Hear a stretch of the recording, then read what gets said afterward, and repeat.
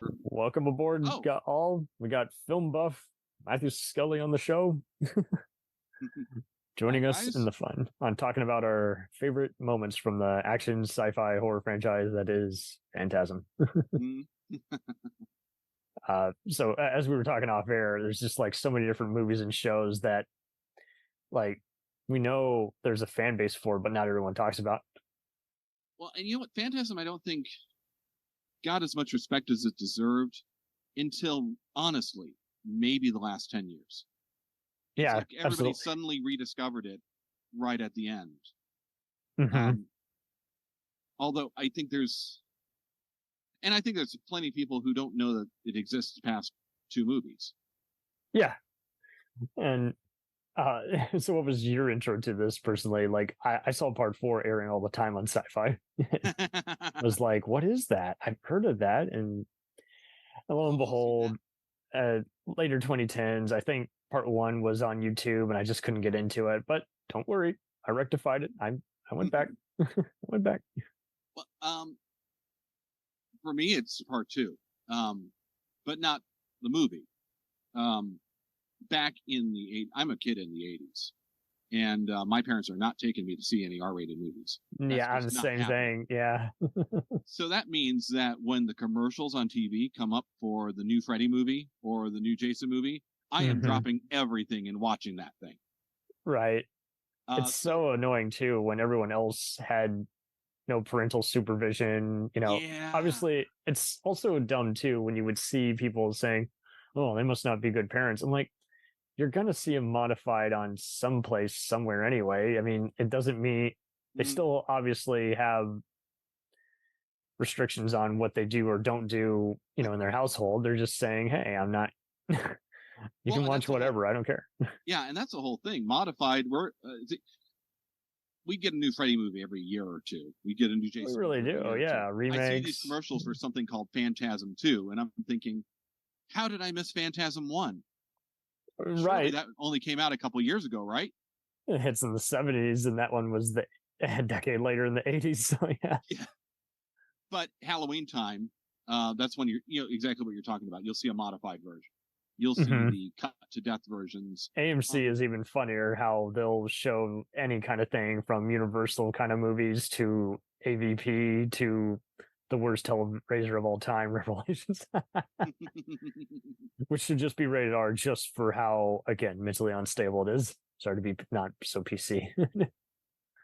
No, actually, I could get into a whole discussion just about that as well. Hellraiser movies are one of my favorites. And they had the good fortune of actually having a couple of people shepherding them during Mm-hmm. the wilderness years in direct to video, unlike say Children of the Corn, which are Yes. going the same route in dimension at that time. Oh, But you'll love the How Not to Make a Movie podcast, which has the Tales from the Crypt guys, and they talked about how they wrote part 2 just to make a buck, and they're like, "Yeah, we are to blame for this movie's elongated popularity, if you will." but after seeing all the commercials for Phantasm 2, when Midnight Movies decided to show Phantasm 1 Yeah. around Halloween time, I'm jumping right in there. And once you get past the very 70s hair, Yeah. and in 1988, 1989, that's a tough thing for a 14-year-old to get past. But there's just something about it. There is something about this traditional Gothic horror, and I mean the actual real definition of Gothic, Mm-hmm. like a isolated location with melodrama and horror elements. Absolutely. And do And you then think it's in the same universe as Evil Dead? Everyone likes to have that argument because of the Sam Raimi logo. hadn't even occurred to me. Sam Raimi his name makes a sneaky appearance in part 2. Yeah. Yeah. But then this thing takes a wild shift in the third act into very 70s sci-fi. That stark white, minimalist, very dystopian. Mm-hmm. I can't think of another film or series that manages to reconcile those two. How do you mix Victor Hugo and Arthur C. Clarke? Phantasm basically does that. Right. So it was enough. It made just a huge impression. And It really was. Yeah. It's just something so unique and so interesting. And then, a few years later, I get to The atmosphere is perfect. Podcasting After Dark joke that this is literally the template for this show, Supernatural. I could see that, although really, you don't get that until part 2. Part 2 is where we really get into the road movie and into the monster hunter. Mm-hmm. Part 1 is really different. Don Coscarelli actually made 2 movies before that. Yep. And they're not kids movies, but they're movies about kids. Yeah. And you can find Kenny and Company here and there. It's that last Halloween of adolescence, but yeah, then before that is Jim's World's Greatest, which is a really weird drama. But the interesting thing is, if you put those 3 together, those 2 with Phantasm, there's a spiritual trilogy there. Really is childhood innocence and growing up, and then there's even the theory about in Phantasm, did it happen? Yeah. Did any of that even go on? The dream world, or is that only in his mind, him coping with his brother getting married and moving away or dying or what? I mean, adding the dream stuff really allowed them just more time to just kind of determine their loose storyline. They could retcon a few things.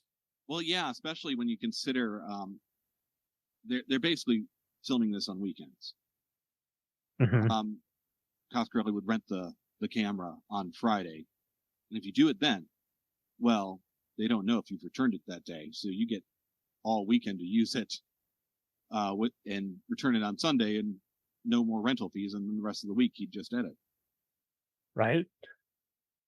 So, and doing that for a year or 2, just, it's amazing that it hangs together so well. And there's still so much of that, so much footage they shot that's never seen the light of day. Yeah. We still kind of want to see it, but it'll be a while. But yeah, so that's my introduction to it. Absolutely. That's a good point. And it's funny how you mentioned the dream scenes, because those are kind of where some of the funniest stuff happens. And how big of a badass is Reggie, really? Because you got Reggie. Mike, played by A. Michael Baldwin, and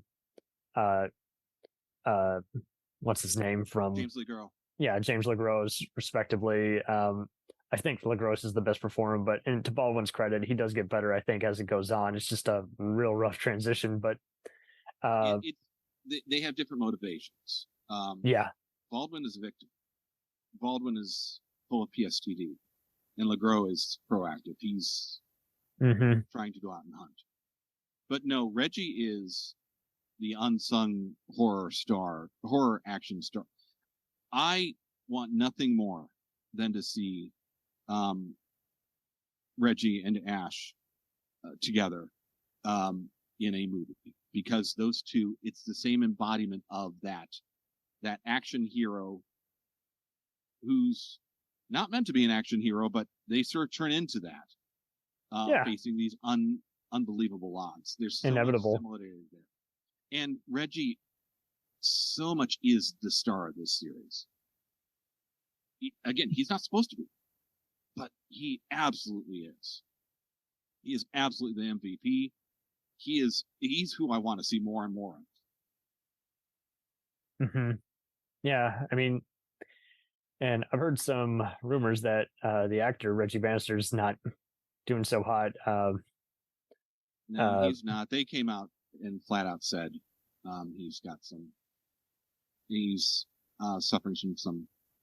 It's wild how it went in waves, though, because I've seen people talk about it. Hey, I just went to a convention, heard about it, and I was like, I can't see that anywhere, but it's there. But yeah. Yeah, they announced it on his page about a year ago. Okay. There you go. Yeah. some of the best are just leaving us. But yeah, I can't deny just how impactful he is just in this role. Like this role was meant for him by all means. Yeah. So Reggie, he comes up with all the weapons, all the game plans. He pretty much puts the macho in him, but he's Yep. like one side of Ash Williams in a way. Yeah. He looks like Bruce Willis. Yeah. They feel very similar. It's why I'm dying to see them together. But too, that all the weapon stuff, all the road trip stuff, a lot of the stuff that we really think of as fundamental Phantasm, that's all starting in part 2. Mm-hmm. And I think that's really important too. And one of the nice things is he was such a regular on the convention scene. I had to run into him 5 times, and one of the nicest guys. Yeah, Reggie is just a godsend, and he's helped out so many other independent films. He'll gladly appear in those, even if they're lacking. Yeah. Although he's fun to watch in other stuff as well. Watching him pop in Bubba Hotep or in Wishmaster. Right? Oh my God, yeah. When he appears there, it is kind of a fun kind of connection to that in Evil Dead in a way. Mm-hmm. The lone maniac cop. Oh yes, I'd forgotten that one. Yeah, So, but him and Ted Raimi's deaths are hysterical in that. Whereas, and as well as Robert Englund has the Wishmaster killed Freddy. But yeah, absolutely. I just love the intro that even Rocky makes in part 3 and 5. But like in part 3, like it's just so cool seeing this guy who has street smarts and can do kung fu, and it just comes on all in. They're like, who the hell is this badass? And in one of the naughtier moments that's in Reggie's head, it's so funny when she goes up to him and says, "You're so big. I'll let everyone else's mind put the details together," but it's funny. Yeah, but yeah, Reggie is pretty much, he's not trying to be macho, but I think they say that he has like a military just survival instinct background. It's funny how you made the Wishmaster connection, because you do wonder how he would handle any other kind of just demonic force. Because with this, they're basically kind of, the Tall Man has so many great things, but I love it when they reveal more about his backstory in part 4, because you kind of get just kind of shades of like Cigarette Smoking Man in X-Files. This guy just has no shame about his various destruction of humanity, and throwing his spears at everybody, and having all other kinds of people in disguise that change form, and playing psychological games. Why are these guys so freaky throughout all 5 movies? Yeah, well, and that's the thing. I still don't understand what he is. Well, yeah, we never really do. I see people having saying, "Oh, they're aliens in disguise." I'm like, but really, who are they really? Boy. There's also, what could he be? Yeah. Because, we can talk about the movies, but yeah, I still don't know. 5 films later, I still don't know what he is. And, but the ambiguity is part of what the series is built on. But there's also the question of what could he be? I like that. And even when we describe what he used to be, we don't know that, where his persona took change, how he had a change of heart, how he obtained all this alien technology. Right. And I'm not certain that old man, that Jebediah Morningside, who we meet in part 4 in Oblivion, is even the same thing, or if it's just something wearing his face. So true. It doesn't feel like a cop out like other ones where it's like, okay, but really, why? There's a couple of scripts for Phantasm movies, legitimate scripts, legitimate films. They never got made. Well, one of them kind of did. One of them didn't. But Roger Avery, who of Pulp Fiction, yes, he wrote one that it goes by a bunch of different names. Phantasm's End is the one I usually go with, because the other ones have dates. Kind of like how Dead Easy was a Tales from the Crypt script before it became From Dusk Till Dawn for Tarantino. Well, this was written as a Phantasm script. And okay. He theorizes that the Tall Man was part of the machines, to the extent where there's literally a face with tentacles, very Borg-like, let's say, growing That's nice. into one of the machines. And by the end of the movie, it's latched onto someone else. Oh, kind of like a parasite, kind of. I don't know if you have any video. Yeah, no, that's cool. Okay. Wow. That's straight out of the script. That is cool. Man, so for those who can't see it, it's like a demon that's kind of in an orb. Yeah, and it giant web. it as just kind of growing into it. Now that's abandoned, of course. We unfortunately get, like a multiverse. There's every version of him possibly, and maybe they've ganged up. Maybe it's sort of a what Marvel was trying to do with Kang the Conqueror. Maybe, right. Maybe something about the dimensional fork, him discovering other dimensions change. You kind of get that with Doctor Strange, as well as kind of Doctor Who in a way, where just people have all these different. I mean, it's kind of like a Star Trek mirror universe, but then it's mixed, like you say, with all these other dimensions, and it definitely feels like something you'd see in a full moon kind of thing, too, like Trancers. But it's impossible to know. Yeah, they've kept it pretty bottled up, unfortunately. Yeah. But yeah. What are some other highlights that you think just make this the franchise that it is? Obviously, the saga is violent enough, so you don't really see it getting aired too much on regular TV. It is, but there's so much that's left to your imagination as well. That's true too. It's not as over the top as other franchises where you're like, yeah, this is too schlocky. You know, it's like, no, it's the right kind of over the top imagination. Even in part 2, where they have the budget to show the gore, they would rather go into the fantastic. Yeah, it's not trying to be morbid for the sake of it. It's just kind of just trying to take you along for a just zany journey. And it really is. We get the big thing about Phantasm, and I think more than most other horror franchises, or even a lot of franchises in general, especially starting right around part 3.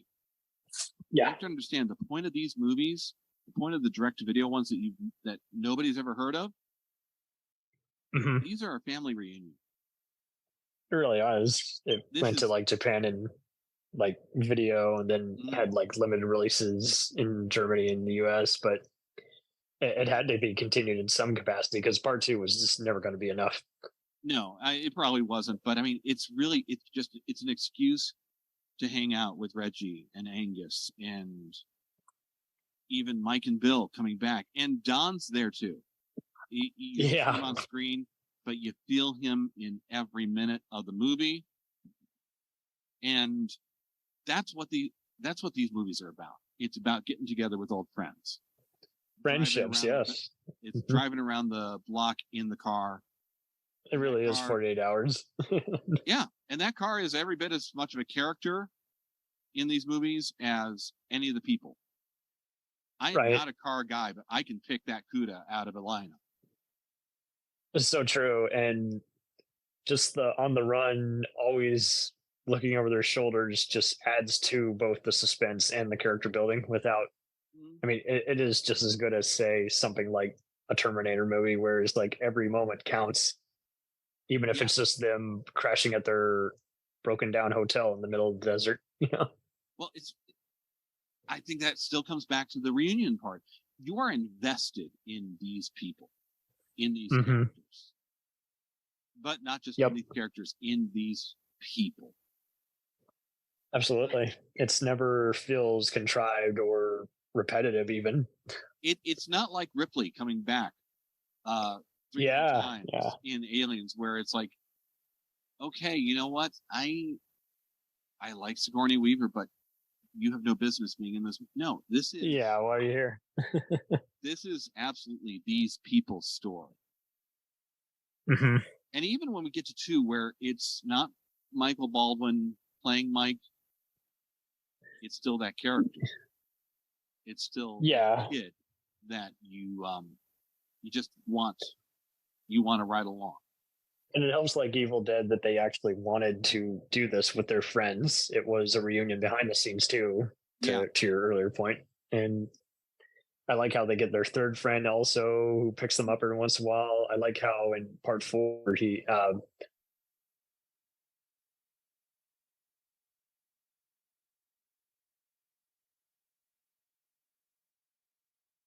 open. Nope, we're still here. Yeah, I'm still here. Yeah. Okay. But do you remember the scene in part 4 where he's like in the morgue? He's playing some tricks on Tall Man while he's getting his head almost sliced open. Yes.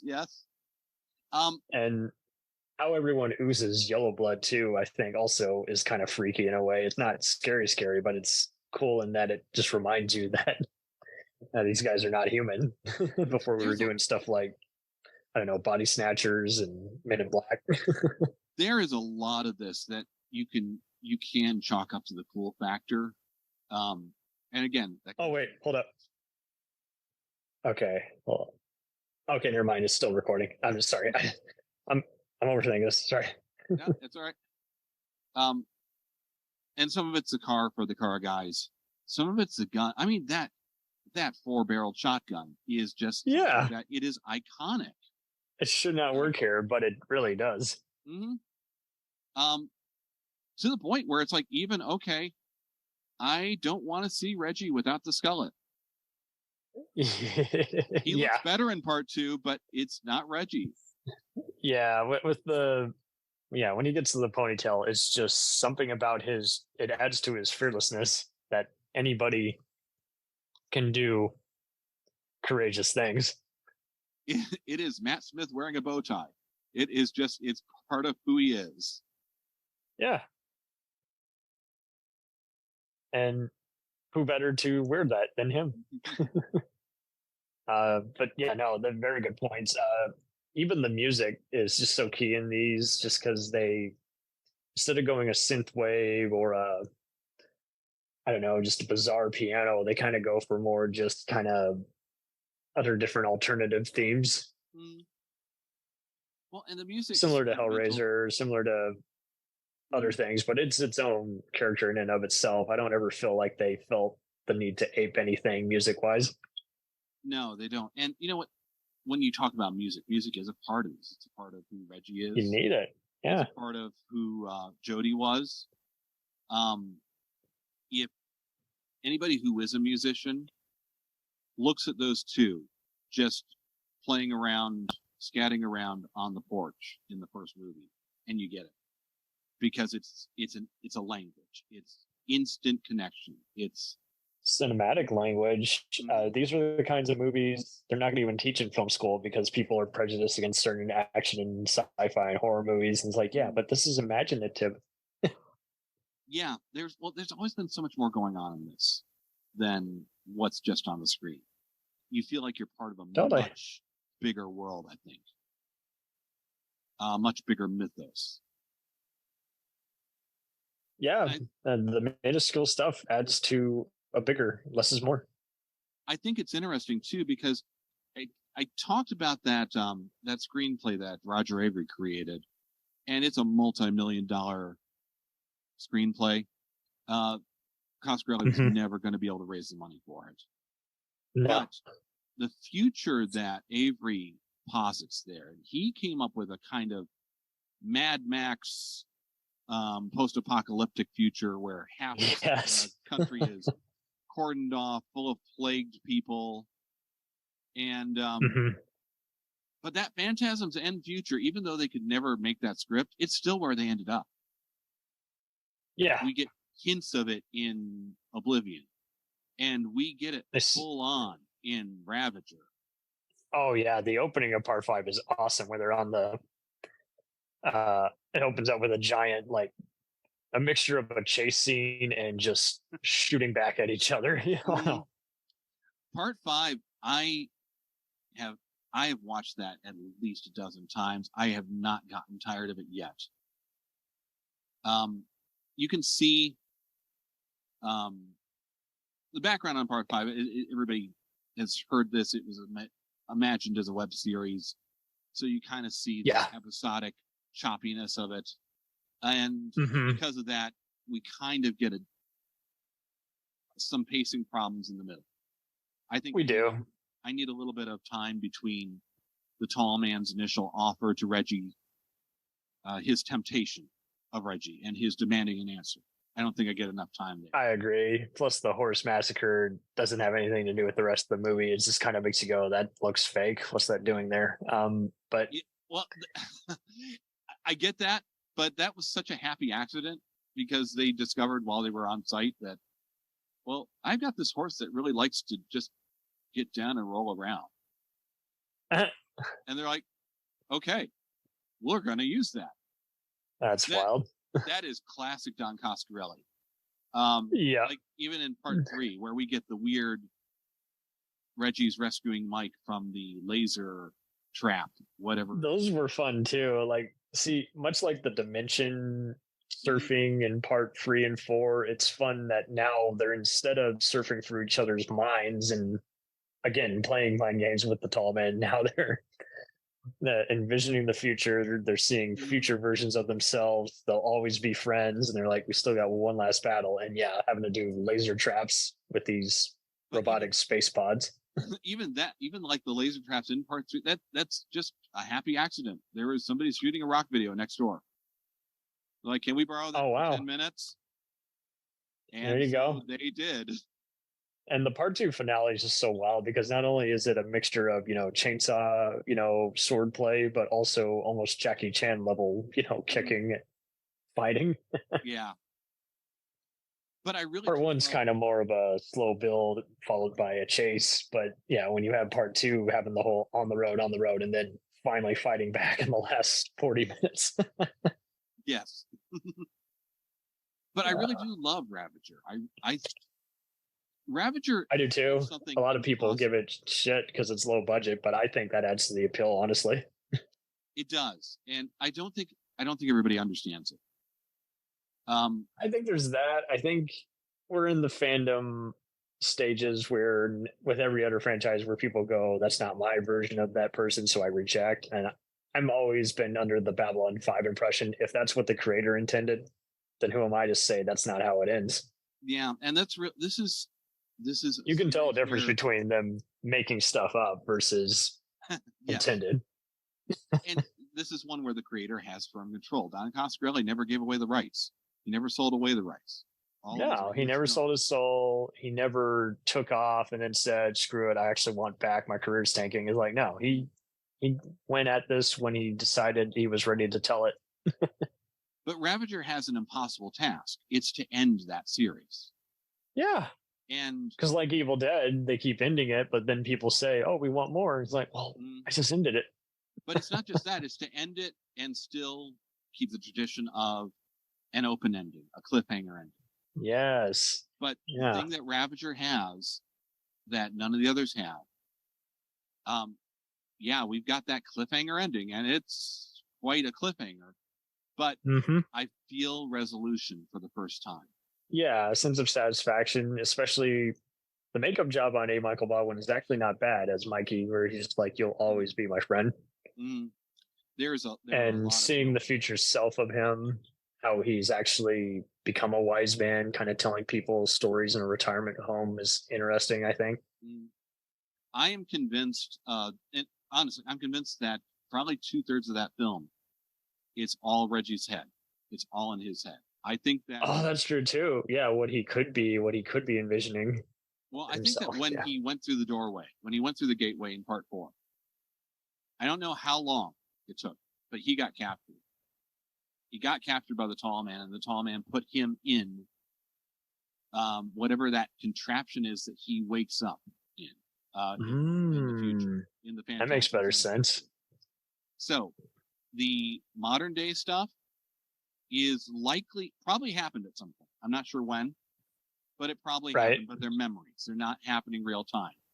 The funeral home stuff is being probed for information. And when we see Reggie die, That is the dream dying. That is the flashbacks from still being hooked up to that machine finally going away. That dream has died. He has embraced the present, which is this apocalypse where he's fighting the tall man with his friends. But that's still his best destiny. It ends. I mean, I would love somebody to do some comic books of that era. But I think they have done some comics, but they've been kind of little in between things. Yeah, you're right. Well, they should totally do a cool crossover with Transfers and Evil Dead. Yeah. There is one comic. It's done by Stephen Romano. George Romero's son. Yeah. No, it's not George Romero's son. Stephen Romano's he's a horror writer. Oh. Okay. He's done a couple of things. He did he did adaptions of some Fulci stuff like The Beyond and like Zombie. Sweet. Image. He's written several novels. He did a beautiful picture. Eye-opening. So I knew George Romero had a son who was adapting his father's unmade stuff. So that's cool to know there's another Romero, but no relation. It's not Romero. It's Romano. Romano. Okay. Okay, I misread it. In fact, sorry. He did something really interesting back in his younger days, right around 2000 something. He was living in Texas, living in Austin, keeping Austin weird. Howdy, y'all. And he got the Draft House to do a 3-day film festival of all 4 existing movies. Interesting. He called it Phantasmagoria. If you go to conventions, once in a while you'll see a DVD with that label on it. It's some of the interviews, it's some of the in-between stuff. Reggie played a set. Angus and Don came. Reggie handed out ice cream at one point. It was amazing. And it sounds like it.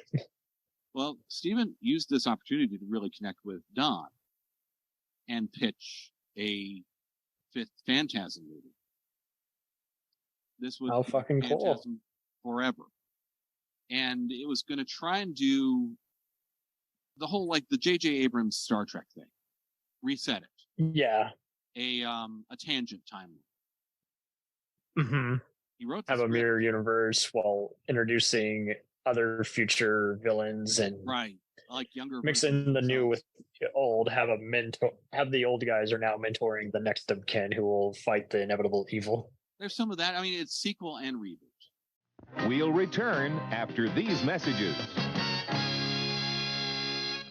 Hey, it's Brent Pope, the host of Breakfast with Brent Pope. You've seen me on some of your favorite TV shows saying things like, "Give it up, Jimmy. You got to sink this putt to win." On Breakfast with Brent Pope, I sit down with guests from the entertainment world, and we do it all over breakfast. Or should I say Brentfast? Every week on Brentfast, you get inside Hollywood info and tips, great breakfast recs and booty debates. Most of all, you get the most delightful 30 minutes of your week. So dig in. It's Brentfast time. Listen at Brentfast.com, Apple Podcasts, or wherever fine podcasts are found. Do you ever find yourself thinking about who would win in a fight between Goku and Superman? Hi, I'm James Gavsey, and on the Who Would Win show, me and my co-host Ray ignore anything important happening in the outside world and debate fictional battles between characters from comics, movies, and video games. We got a new show every week, and almost always am I the winner. Yeah, not true, Ray. In the past, we've discussed such matches as Captain America versus Darth Vader, Solid Snake versus the Iron Giant, classic matchups like RoboCop versus Terminator, and even the Muppets versus Sesame Street. That one was crazy. So if you're a fan of geek culture and love a spirited debate, check out the Who Would Win show wherever you get your podcasts, or check us out at whowouldwinshow.com.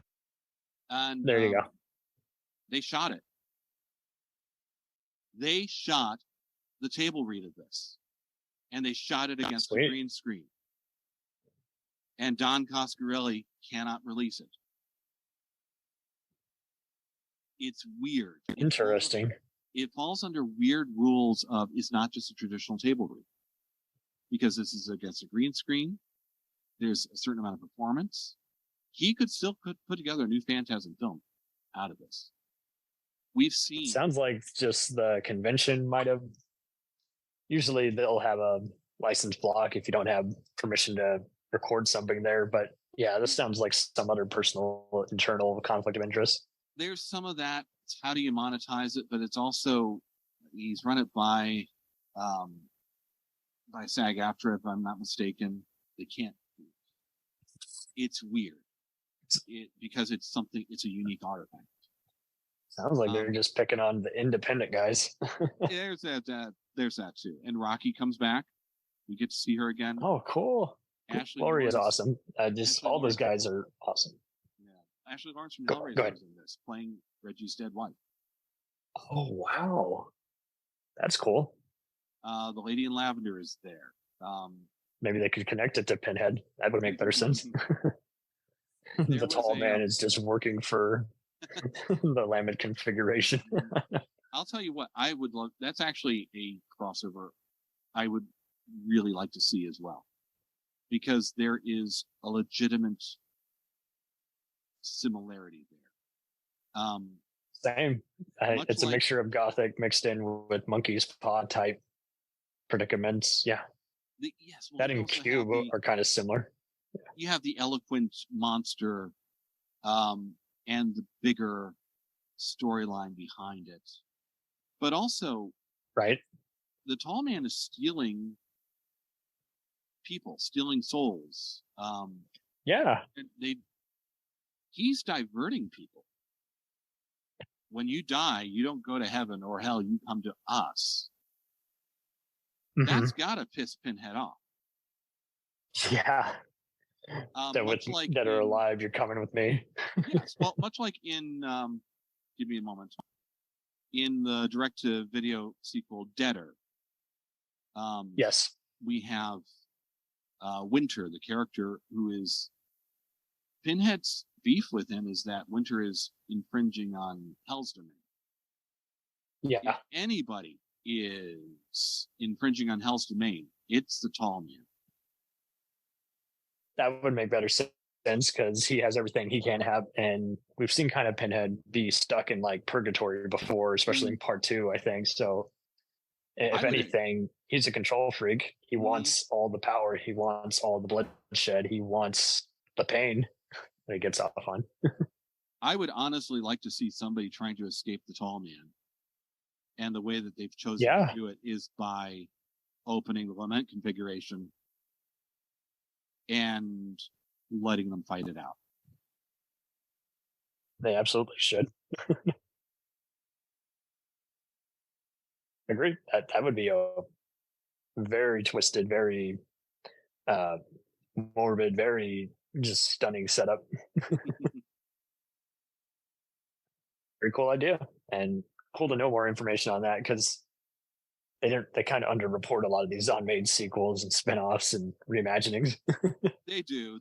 I'm so tired of people calling it a reboot, and it'll be like, it's not a reboot technically. Yeah, I mean, I would say with the modern Evil Dead and the Hellraiser remake, both of those movies I think could exist within their same respective universes. They're just another. They absolutely could, yeah, because Pinhead is taking so many different forms, much like the Candyman. So that definitely makes sense. And have you read any of the Nightbreed comics that mash that up with the Hellraiser universe? Yes, yeah, I have. It's pretty nifty stuff. I'll have to get you on and talk with the PocketCast guys in the future too. Absolutely. The Hellraiser comics created such an incredible tapestry. Comics are our last avenue, really. Mm-hmm. And it's kind of why I'd like to see something like that with Phantasm. It's the only way to get more, and it's the only way to really push that forward at this point. I don't know that you can recast it. I don't know that I'd want to recast it. Yeah, with a comic, you at least have the satisfaction of I'm seeing an end to my story, as opposed to reading a book that's by an author who's not familiar with the material, or seeing the billionth sequel where everyone's makeup just is a little off, they're not into the role anymore because it's been 40 years. Yeah. And that's kind of the thing that I run into with Phantasm. I have such a jonesing for more. and I only have some. Right. Exactly. We want more, but it's sometimes we get too much and then we have to undo all the crap. It's kind of like when Arrested Development came back and then they were like, that fourth season, not really kicking. So how about we re-edit it and we make a fifth season as both an apology and a proper return? But maybe that's people get too excited. Yeah, and maybe that's part of the special thing about Phantasm, because the series stays consistent, and it's not only the same character, it's the same people, it's the same actors. It's not afraid to do more crazy experiments. Yeah, its own 2 feet, and they don't always work. I don't think the humor works in part 3. I really don't. I think the whole middle. Yeah, fair enough. It does kind of get out there where you're like, what do you mean? I think when I watch those zombies that are flanking the tall man, I just look at them and like, you are not worthy of him. But on the other hand, there's so much good in it. It's what we see going on with Mike, and finally exploring what's it about cold that repels the tall man. We've got set pieces there that are amazing. To this day, Rocky is still a big fan favorite as far as new characters go. She's so she awesome. Connected. She worked.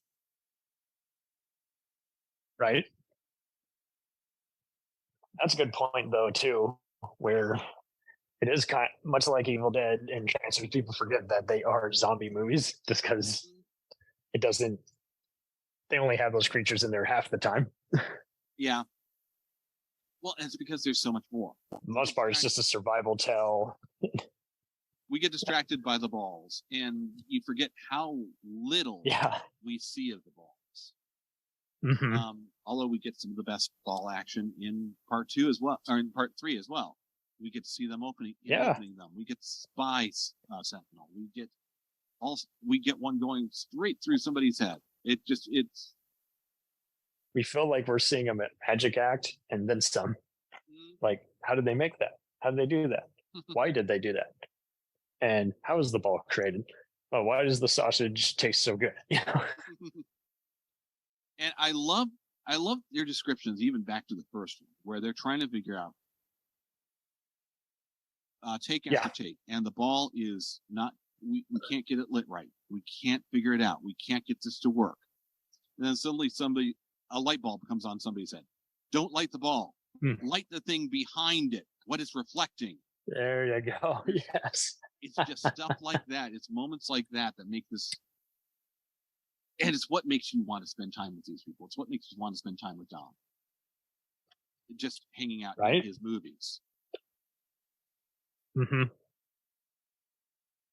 Yeah, it never becomes a matter of how much can I goof around with this whole scenario.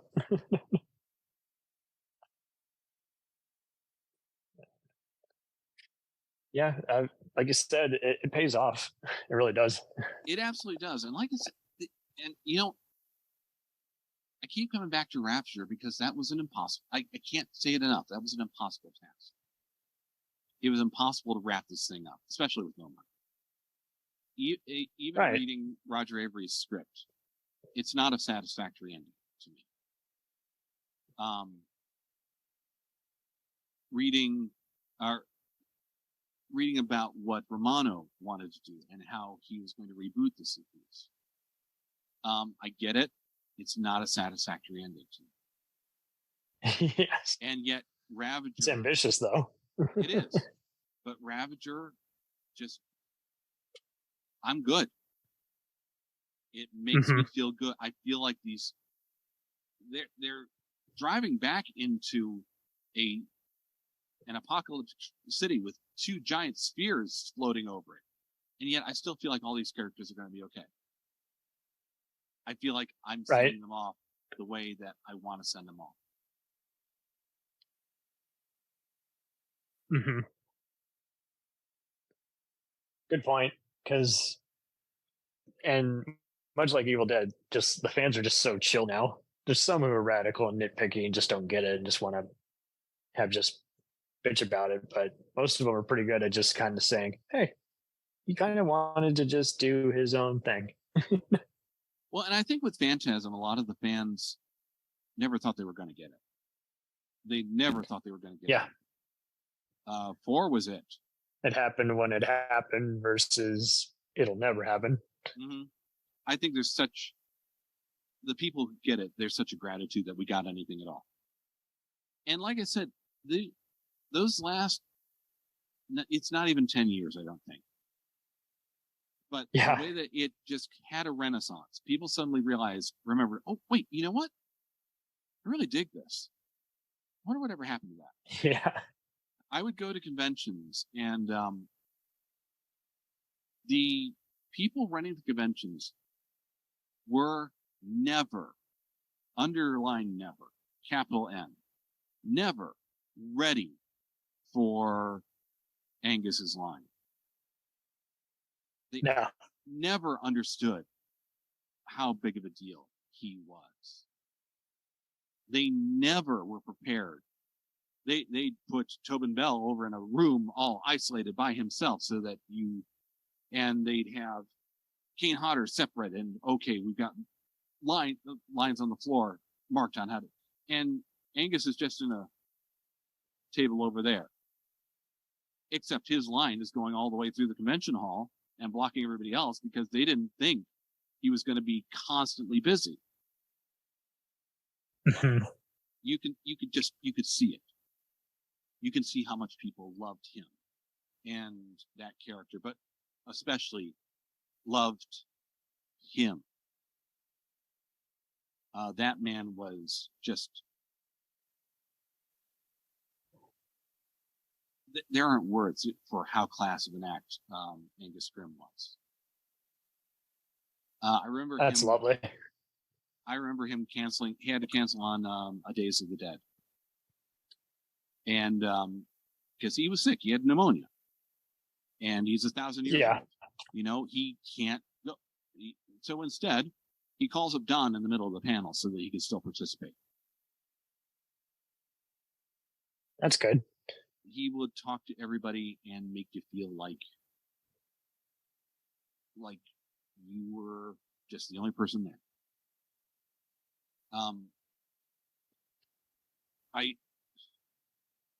I managed, I wrote him a letter, and he, just to see if I could get an autograph because he wasn't doing conventions much. He wrote me back. I mean, he wrote me a letter, several pages back, a couple of times. That's why people just absolutely love that man. That's cool. Because there's so many people where their managers get all prickly and gets ugly real fast, and he didn't have any of that interference. Not that I'd seen. I only got to meet him face to face once. Because like I said, they were never prepared for him. He'd have to take a break sometimes. But it's just, I don't think he was mucking about with a lot of that stuff anyhow, with the handlers and the managers. That's good. It's something that's gotten worse as time goes on. I think we've seen a Absolutely. lot more of that in the last 5 to 10 years than we did previously.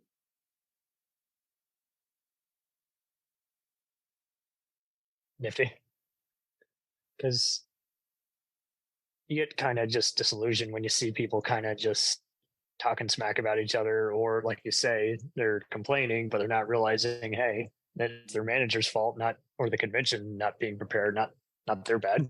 Yeah. Well, and you know, that's one of those things about all the guys from Phantasm. They talk so warmly about each other. It's why this is all about that reunion. It's all about hanging out with old friends. And you get that from them too. Right. Special kind of rarity. The fact that it just happens to be a brilliant movie series with a huge background, you know, that's nice too. But marrying those two things together I think that's a lot of what makes it so well, special. and this is why we can keep using it as an example of how to make a proper franchise.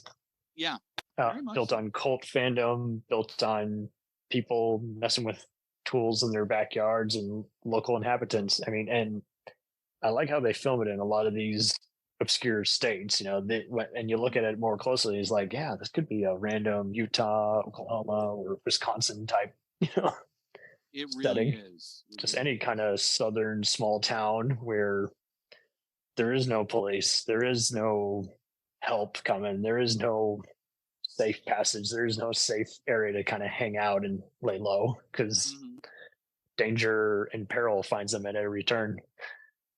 And that's really what I think that relates to a lot of people too. Yeah, I think a lot of people see right.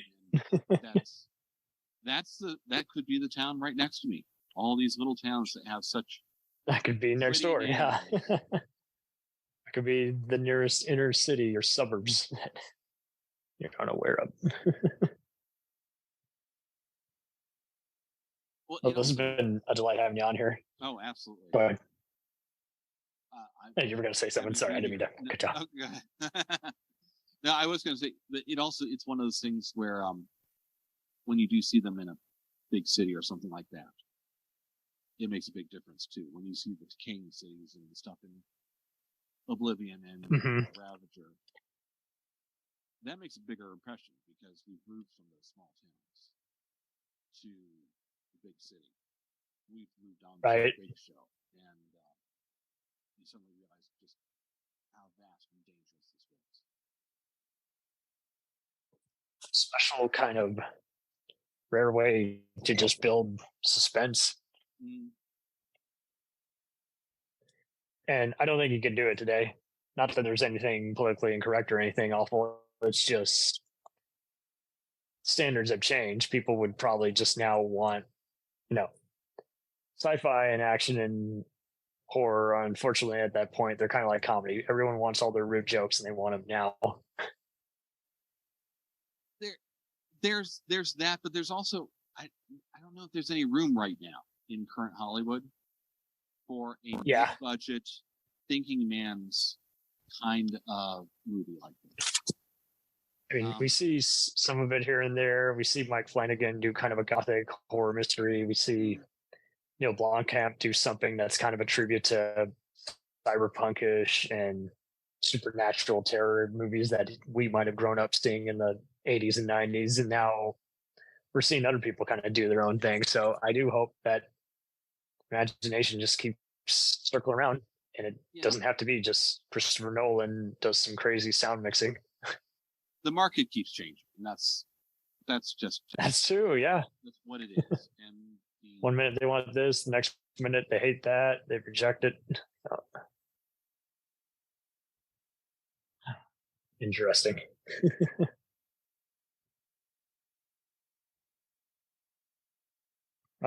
This has been a delight having you on here. Is there anything you'd like to promote anyway? Honestly, I don't have any projects on the pipeline right now. I wish I did. That's just the way it is right now.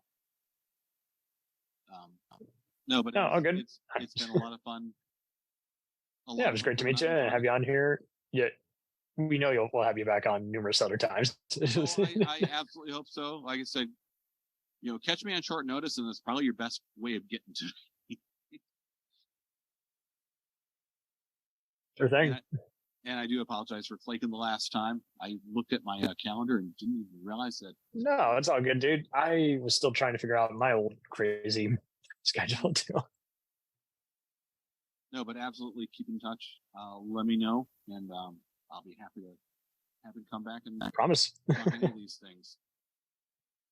Absolutely. And I'll keep updating you too. And Godspeed to you. Yep.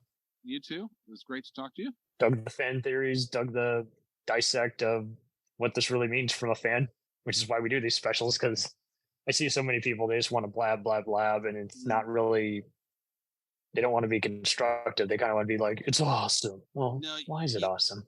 You grabbed one that's very special to me. That's the thing. Phantasm is a big yes. one for me. It's very special to me. So spent so much time inside it that it's like, yeah, I love getting to talk about this particular series and these people and all of that stuff. And what it means as a whole, other than just it's badass. I know it's badass. Why is it badass? Yes. Talk like a spokesperson. Don't talk like a wrestler. Right. It's talk about what it means to you. What it you know why it's awesome. So just think hard. You don't have to just where you are not advertising, and you don't have to use just random adjectives that come to your head. Just think on it. No, drink on it. Eat on it. Sleep on it. And that's really the thing in, I think, this digital social age, that I am more likely to look into something that some people that I trust, some source that I trust has really talked about and loved and liked for these reasons, this reason, this, and this, than I am to just trust the commercial that's grabbed the 5 best bits. Yeah, digital, we have so much to embrace. We have new technology to use. We don't have to worry about all this AI stuff that they're having writer strikes over. I mean, I've fallen back in love with radio again, to where all I talk to is local radio people. And I love how they embrace it versus the internet people embrace it. And it's also cool to see that audio dramas are just becoming a thing again. Everybody's trying their own thing, whether it's a fan-made thing of an existing property or an original work. Yeah, as somebody who grew up on the Green Hornet and The Shadow, yeah, audio dramas is a big thing. Yeah, you just remind people back when imagination was real. I love how Colin Baker will talk about on the Doctor Who audio dramas, and the sets are incredible. And embracing what makes those gel in the first place. I look forward to these next few collabs. I'll keep you updated on when it posts. Absolutely.